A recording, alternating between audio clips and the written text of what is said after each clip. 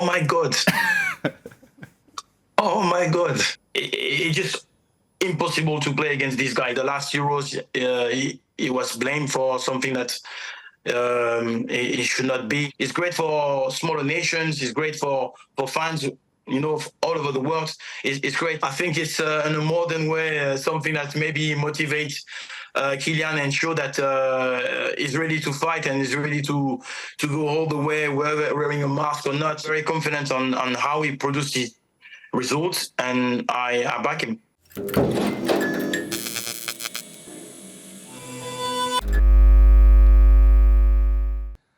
What's good, beautiful people? It's your boy Anja here for another episode of Super Sport Unplugged. I'm not alone, I'm with another legend. Listen, guys, listen to this intro, yeah. He started out his career in Metz in France, ended it with Lazio in Italy, but we know him for what he's done in the EPL, playing for the likes of Fulham, Newcastle, and the two teams as an Arsenal supporter that I do not like the most, but you know what? I love him. He's Manchester United as well as Tottenham Hotspur forward, Louis Saha. How you doing, sir? Very good. And yourself? Nah, I'm great, sir. You know, you don't look like, you just literally retired a few years ago. You look like you could still be out there playing with the guys. No, not really. No, I took some weight, and believe me, my knees are gone. They're gone. So you tell me you can't teach the guys a thing or two. They're the Euros. Sorry? You telling me that you can't be out there in the Euros teaching the guys a thing or two, experience? Yeah. But I think the intensity of the game has changed. It's just a new era. So with all the respect, you can see that those guys they have like pretty much like all kind of machines. They work with the intensity, with the stats. You can see that those guys are really equipped. So it's a different era. Yeah, no, definitely. We're going to tap into them and everything that's happening in the Euros a little bit later. But before we even go there, I want to find out, how are you? How is things after, football retirement? What have you been up to? So since retirement, I really focused in innovation, in tech. So trying to help put an impact in our industry, so sport, and specifically in football, where I really try to help my community to get better advice, better contacts, all those things that sometimes is missing, especially during transition. So I work really hard on that, and basically social impact. It's a way to get those influencers, let's say, in the best shape to really help the community. So I try to build apps, build ventures to make sure that we get the best out of this, let's say, influence, this expertise, and I think there is so much things to do. Wow, short and sweet. We're going to go now into the Euros. I see that you have a France jersey there, and proudly so. But obviously the team has been a bit shaky. We didn't expect them to be performing the way they have been. Everything that has been happening to Team Mbappé with his early injury and so forth. But I want to find out from you, how have you been looking at the team? How's the team been looking so far in your eyes? Yeah, in my eyes, it's always a shaky start for France in international competition. This year, they haven't maybe had a typical preseason. They used to work hard before any competitions to get going for the semi-finals, final, where physically you need those legs. So that's a typical France starting the competition, not maybe playing fancy football or having that kind of creativity, because maybe some legs, heavy legs, because of the season. So there is like elements where you can see that they can do better, but defensively, typical. They're very strong. They're organized as like any Didier Deschamps team. They have like not scored yet in a, let's say, a normal way, but you can see that they can create chances. So it is. I'm not worried. I think that they need to perform, and let's see. I think that, game by game, this team can really grow in confidence, and having a fully fit captain will be very helpful. A fully fit captain indeed. I want to find out from you though, sir. Obviously, in the time that you played for France And you spoke earlier about how, these new athletes are working. They're like robots. They're like workhorses. How has the football compared to in your time, where I felt it was a little bit more physical than what we have now? But, what are the differences that you've seen with the France then and the France now? I think, yes, it's all about the intensity. The tempo is different. So sometimes you think that the game was up and down in our era, where there is like less maybe technical, like let's say awareness, but as well like focus. Like everything was a bit more personal identity, where players can really express themselves. So where we had like a fantastic team before, with players like Patrick Vieira, Zidane, and all those names, Makelele, all put together. Like it was phenomenal. But as we can say that the intensity has changed. The VAR is one of the elements. It has changed the game. There is, for that, because of the intensity, a few more players on the bench. So does provide a bit less stress in terms of like where players can be at physically. So there is a kind of an intensity, but on the same way, as I said, it's a bit more managed during the game. So if you close maybe your eyes for 5-10 minutes, you may have not missed anything. So this is the type of thing that where the football back in the days was a bit more surprising.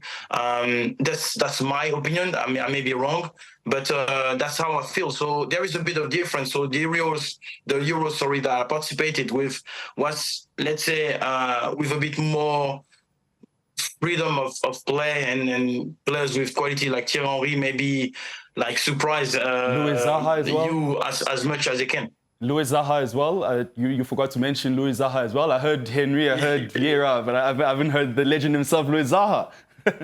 No, thank you. That's the kind of expression that we had. I think that the platform was a bit less, let's say, Guardiola type. Guardiola has like really moved pretty much like everywhere in the mind of managers, and you can see that there is a lot of possession, and the intensity has changed. I do recognize the beauty of it, but sometimes it does provide a different type of football. No, indeed. You mentioned about the intensity of the game. You mentioned how tactics have evolved, the what you call this bench strength and all of that.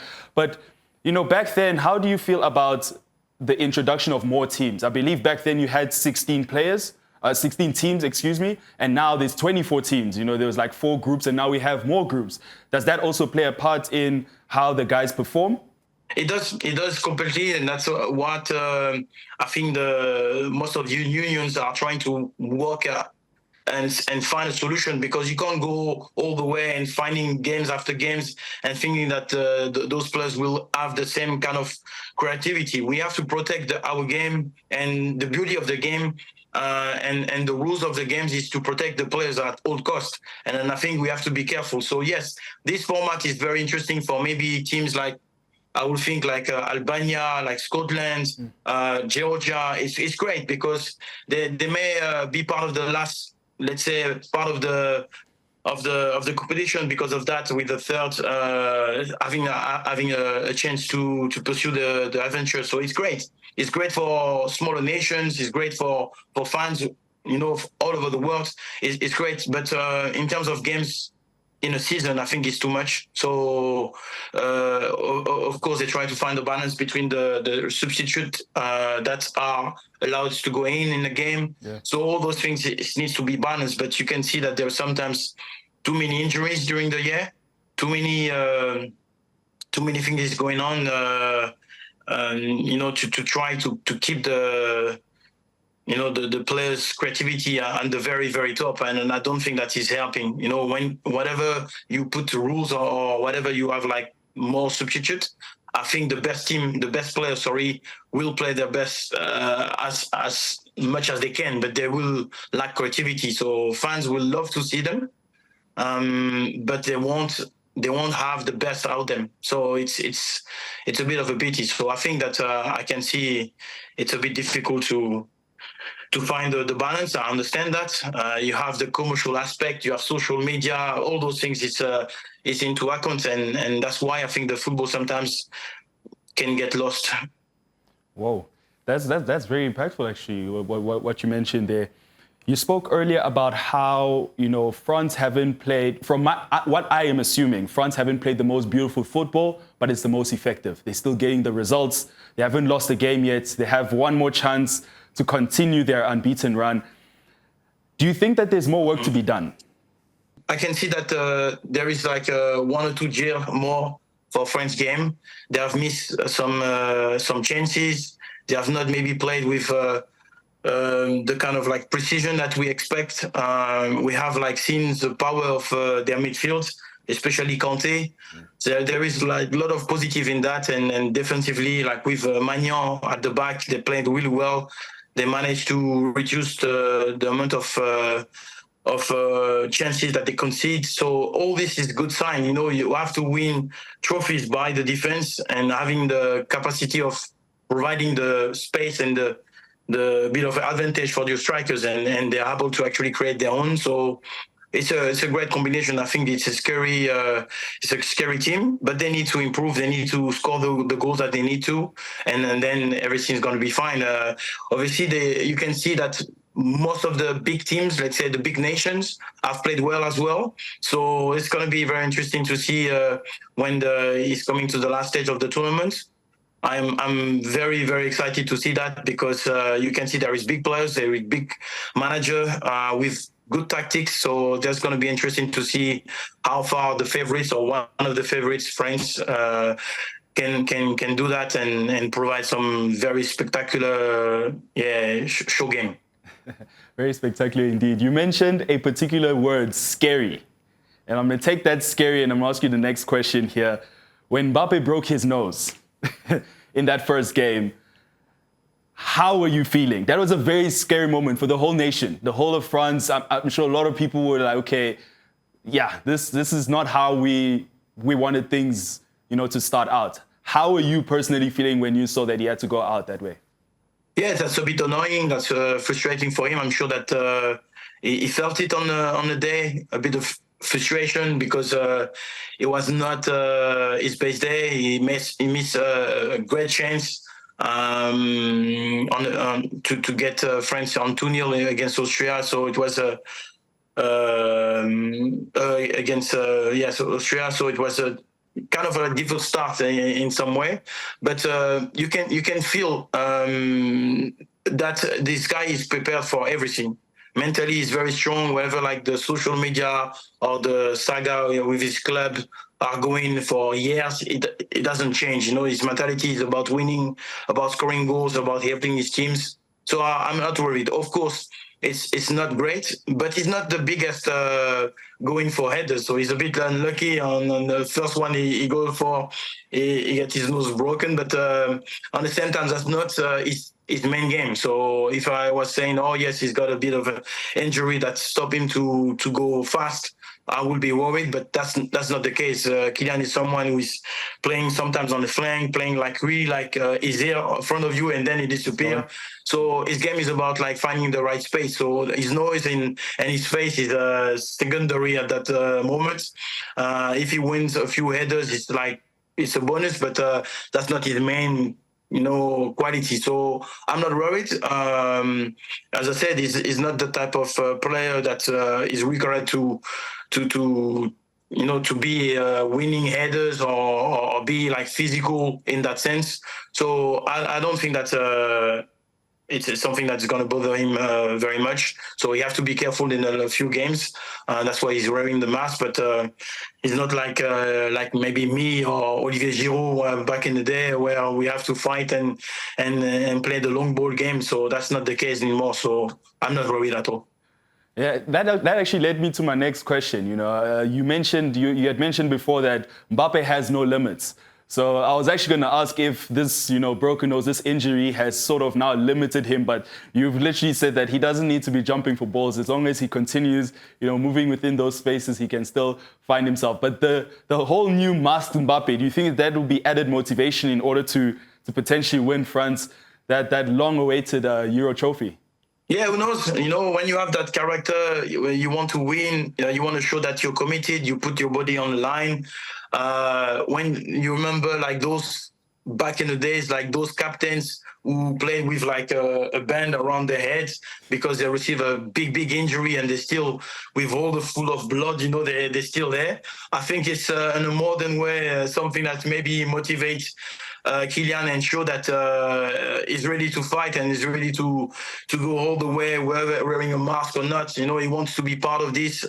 It's not like he's broken his legs or anything. So it will show that he has the character. So who knows? He can bring something a bit more aggressive. You never know what those things can do to a player.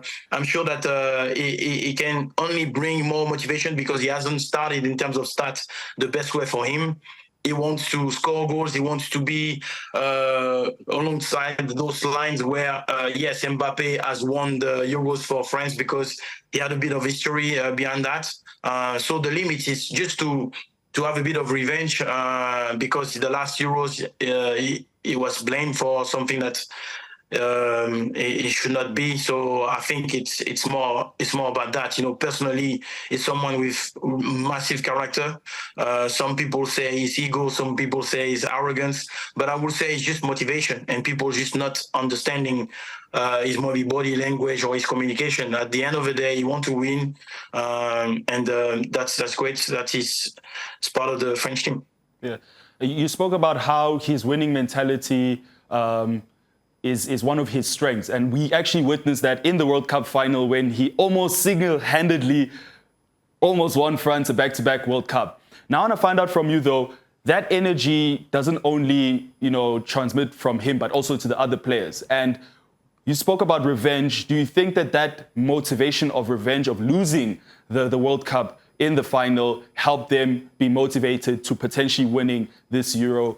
Yes, I think so. It's the effect of having experience. When you've been up there, may you win or may you lose, you get experience. You get a bit more confidence about the scenarios that can come, and you have to adapt. Sometimes it's good for you, sometimes it's not, and you have to react. If you've been there, it's easier. And then I think that's part of the motivation where people are going to say and use the word revenge. Yes, it's because you've been there before. So it's an element of confidence and motivation that you have to use, not play the game before. But I'm sure like they have the staff to do the right things. He's very pragmatic manager. Didier Deschamps knows exactly what words to pick. And I think, yes, those guys now have experience. The World Cup was a very, very tough tournament, and go out there and perform the way they perform, and Kylian especially in that day. I think I haven't seen any player score 3 goals in a World Cup final and he haven't won it. It's very unique. So there is like element that show that this player is unique, but this French team can do enormous things. And I think based on motivation, based on things that happened during the Euros where they lost against Portugal, I think, yes, it's just building motivation.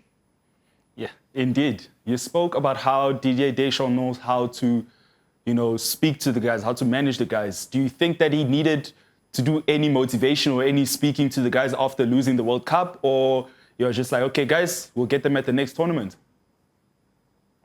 Of course, yeah, that's part of it. You lose, you win. It does happen horribly sometimes where you don't think you deserve that kind of results. But that's part of the game. You're facing a great team. Argentina are one of the best players in the world. It's obvious that you're gonna face something that you don't like. Some moments in the game you control it, sometimes you don't. Sometimes you win, sometimes you don't. So it's part of it. So being a manager in that circumstances, it's about getting experience. And then I think there is no better manager in terms of that. Want it as a player, want it as a manager.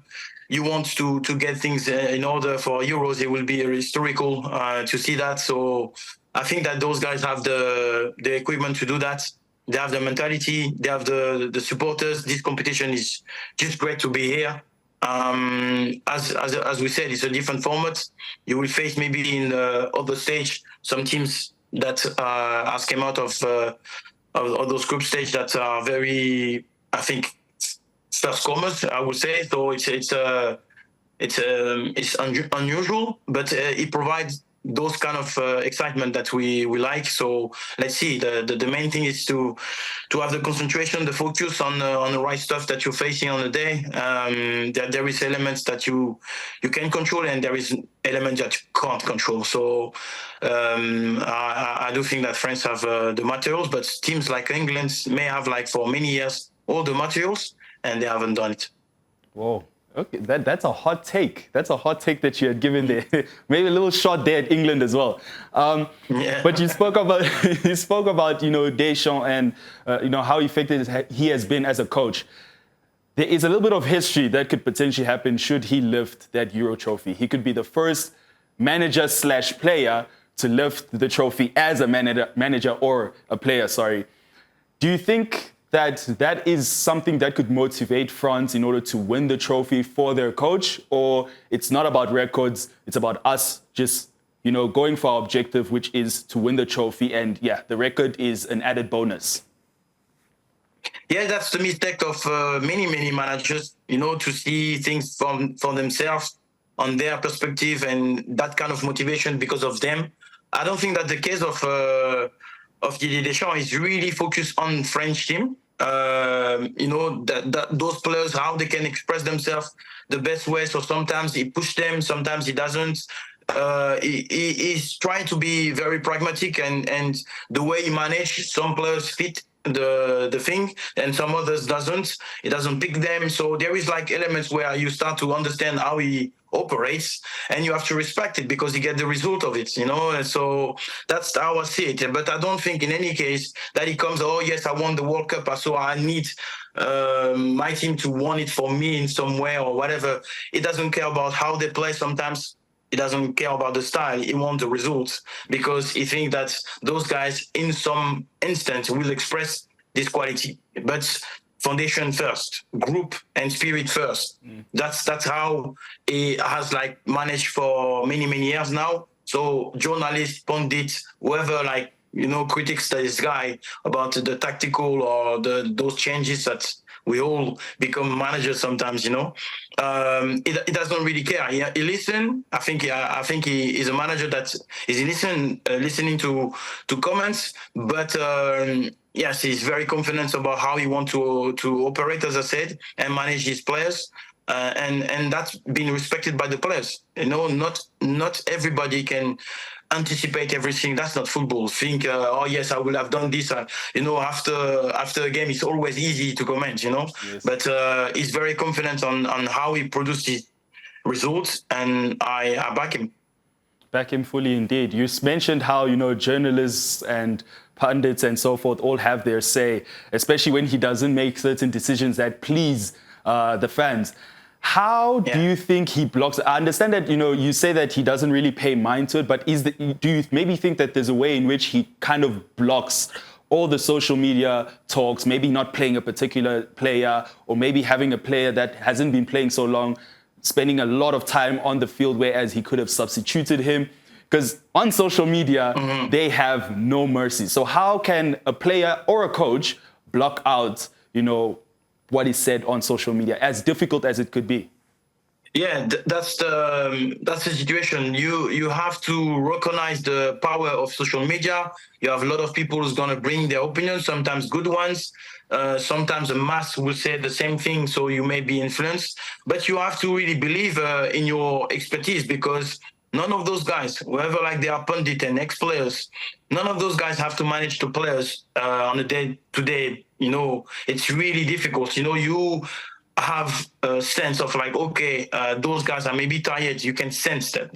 Those guys have played too many games, or those guys, with a long competition. So not this game only, will be maybe on the quarterfinal or semi-final. So we have a spirit to maintain. So some changes may look logical. Some doesn't, and this is why there is some elements that you, as a fan or as a journalist or as a pundit, you don't know, or you may forget, and that's why social media it replicates that 1,000 or billion times, and you tend to listen. You say, oh yes, it's maybe right on, but that's part of being in a seat. When you're on a seat, believe me, all those people won't take the same decision that they were on the sofa.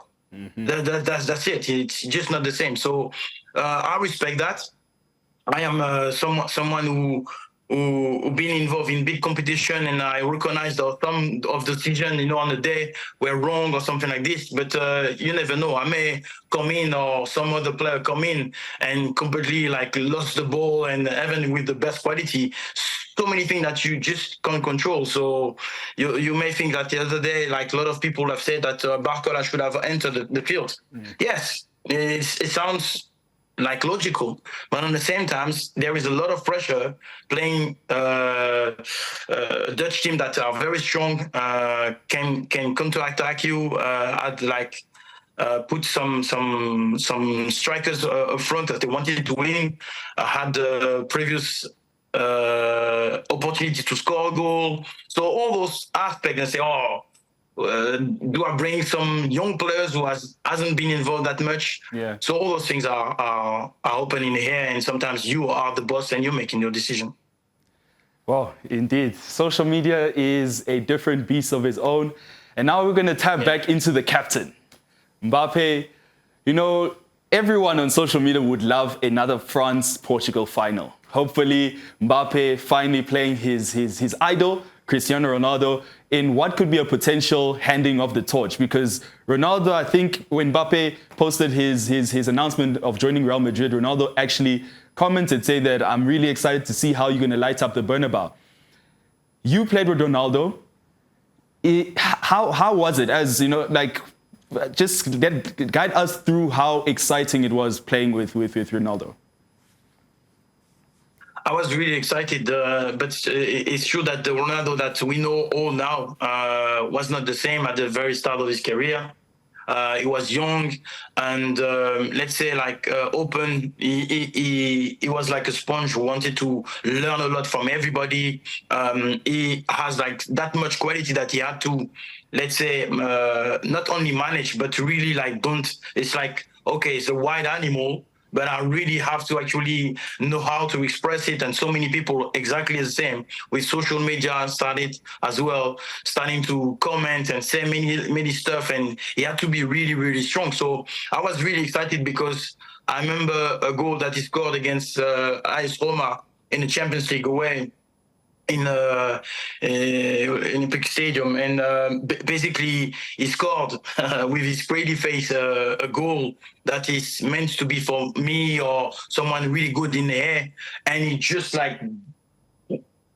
destroyed the defender and scored that goal in the Champions League. I was shocked, and I said, "Oh my God, it's just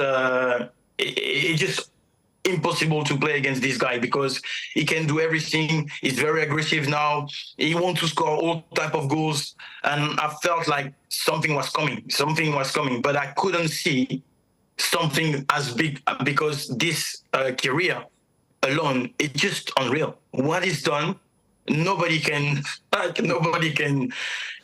understand physically the amount of kilometers this guy has run. Those guys under pressure, the amount of goals that he predicted, the amount of hat-trick that he predicted, the amount of trophy that this guy wanted to win, and he said that he was going to win. And I'm telling you, it's where I have a lot of respect. And yeah, Messi is probably one of the best player ever. I don't think that he had this kind of pressure on his shoulder. Ronaldo did. He said, I want to be the best player. I want to do this. I'm going to win Champions League. I'm going to be best scorer. And he done it. And this is where I think this weight that is managed to carry, during all this career, it's unbelievable. So I can see those two characters are immense, Ronaldo and Mbappé. They want to really, write a full book, of legendary moments, that's for sure. But where things differ, I think Cristiano's done it before with that kind of pressure. He's done it with, for me, a kind of unique way to optimize his potential. Nobody has done it. So basically, if he finds that he can score headers, he will score headers. If he finds that he can score free kick, he will score free kick. He's done it all. And this is where I say, oh my God, how this guy managed to actually optimize every single piece of talent that he had. This is amazing. I think most of the players will pick a few areas in their games and do really well. Like, for example, Thierry Henry. Yeah. I know he was quick, he was technically good and all that, but I don't think that ever he tried to really work hard on his header. He just like done his career and was like a phenomenal. Nobody can dispute that, and for sure not me. But I think that when I compare to Cristiano Ronaldo, this is where I say he's a different kind of animal, and nobody can level up with him. It's just like insane. Well, I just saw you now how you're already practicing your heading skills there, and Mbappé is lacking there a bit. So does he need to give you a phone call maybe for just in future? Should he, just to have that technique there in the bag, should he need it in a final maybe or something? Well, on the final from you, so there are similarities in terms of, you mentioned Mbappé with the mistaken ego that people speak about, whereas it's overconfidence. The same thing with Ronaldo. People didn't used to say that he was humble, whereas with Messi, he's more quiet, more to himself. Aside from personal relative, characteristics which are the same, do you think that their playing style is also the same? How do you fancy between Mbappé and Ronaldo in terms of speed, dribbling, beating their player, finding the post? Yes, we could say that it's a bit similar. Cristiano and Mbappé are quick players. They can play on both flanks. They have a good sense of being in the right spot in that box. They can score from far. They have that capacity to understand the game tactically, the kind of tempo, how they can hide for some moment and just appear at the right moments. On a very, very young age, Cristiano was starting to play winger, and his game was a bit more about dribbling, let's say, and creating chaos wherever he was. Where I think it's only from that 25, 26, let's say, he's starting to really organize his game, especially when he arrived in Madrid with the number 9 on his back. I think he's starting to be a bit more with the mentality of a striker. And that's where I'm finding absolutely astonishing that he managed to do this that easily and able to score almost 1,000 goals. It's insane, But I think what has moved on Kylian in terms of the quality and all that is ability as well to maintain that kind of pressure on his shoulder as well. And this is where, as 25, he's already a captain of France. It's just unbelievable. His maturity level is very, very strong. I don't think that in terms of, as I said again, in terms of work ethic, you can come close to Cristiano Ronaldo. This is where I think I would love to see that, where those guys build an enormous amount of confidence. Like people are going to say, oh yes, it's arrogance or something like this. No, it's because they work harder than everybody. They are obsessed way more than everybody. Some other players like Ousmane Dembélé or other players like maybe Neymar was a phenomenal, but he hasn't worked that hard, And those guys, we always feel it's a shame that those guys haven't worked that hard, because of this amount of quality. But this is where I challenge Kylian to actually go out there with a Real Madrid shirt and take that legacy. This legacy is about optimize his potential and become someone who is just unplayable. Yeah. No, just hearing you compare, you have so much hope for him, especially in this new venture of his. He will be going to Real Madrid. He will be potentially also wearing the number 9, Ronaldo. Do you think maybe, just maybe, he could actually break records of his own? I'm not talking about Ronaldo break records, but records of his own at Real Madrid. I hope so for him. This is why I think he's going. I think for breaking records, he will have maybe moved there a bit early. He could have, but yes, I think you're right. something history at PSG. But it's a shame how he left there. That's the thing. But yes, in Real Madrid, everything is going to be done for him, but not. Nothing can be, let's say, compared with the mentality of Cristiano. I repeat myself. I haven't seen anything like this. You can look at the eyes of somebody and you can see his eyes like completely obsessed about football, and I respect that. I don't think that you have that in the eyes of Kylian. Hopefully it happens, but I don't think it will come close. I haven't seen any footage of that, yet. So I will challenge.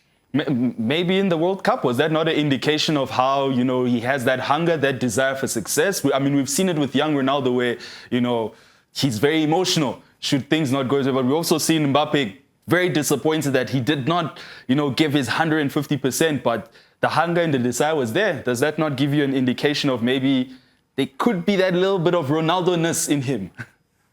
Nowhere near.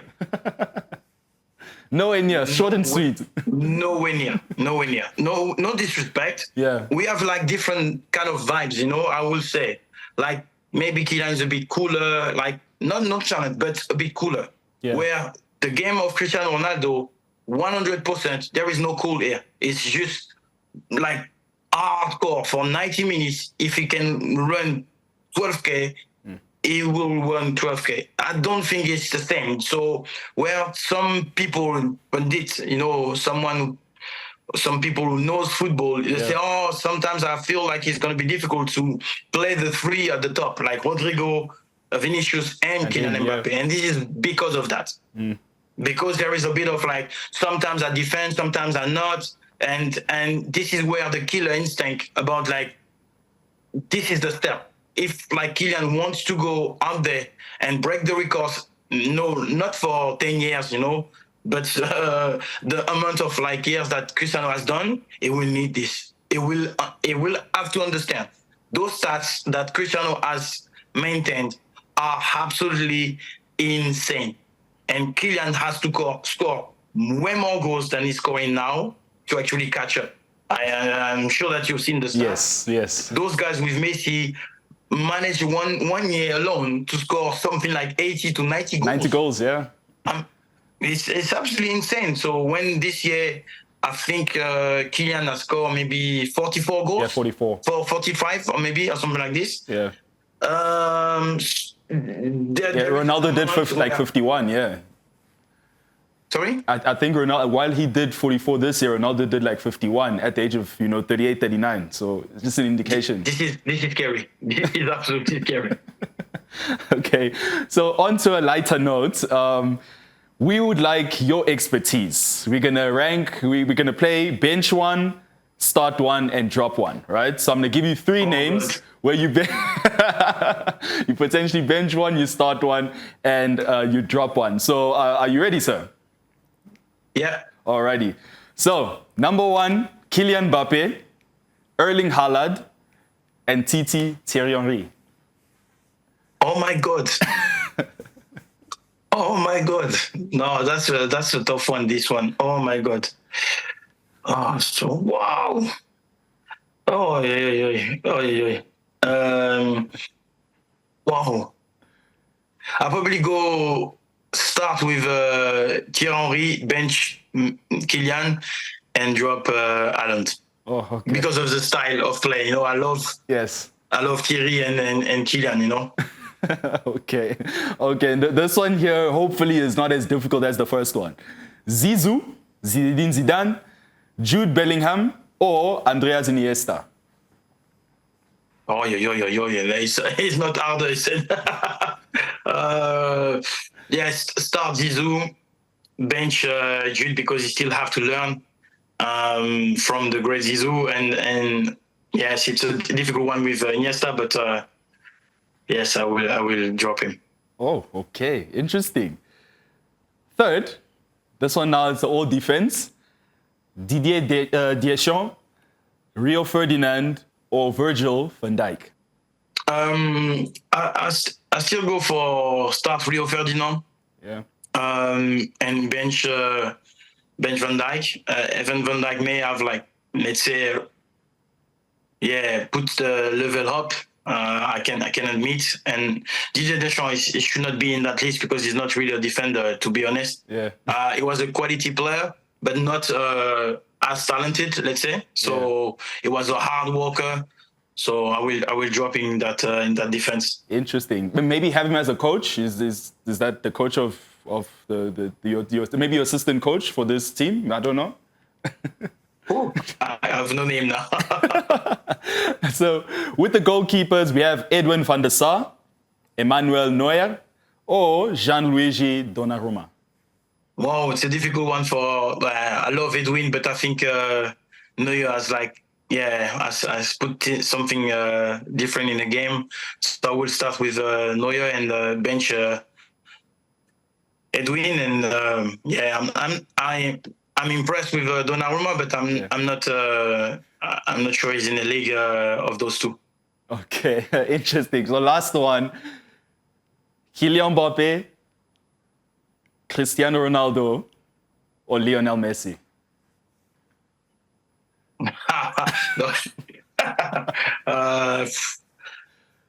For now, you have to drop Kylian because of the stats, because of like all those two big players. Yeah. But I will find a way to change the rules to only start those two, Cristiano and Messi. I can't bench anybody here. Okay, so if you had to build your personal five-a-side, which legends or current players, who would be in your five-a-side team? So I love Edwin. I don't know if five-a-side have to be with a goalkeeper, but I'll put Edwin if you require one. Yeah. I will put Rio Ferdinand because he's good on the ball, really smart player. I will definitely have Zidane. Definitely have someone in a short space. Cristiano Ronaldo was just unplayable as well. So it's already 4 here. One missing. Wow. I will say that the killer of a striker, I will put Van Nistelrooy. Whoa. No. Big Ronaldo, sorry. Oh, R9. 9. Oh, interesting. So maybe on the bench, do we see a Luis Saha, player manager? Player manager, just in case. Just in case. Yeah. No, thank you very much for your time, sir. It was really interesting sharing, or speaking rather about everything, football, Euros, even with the good work that you're doing within football as well. Thank you very much for having us. No, thank you very much. It was a pleasure. Good talk. So there you have it, guys. It is SS Unplugged with the man, the legend, Luis Saha.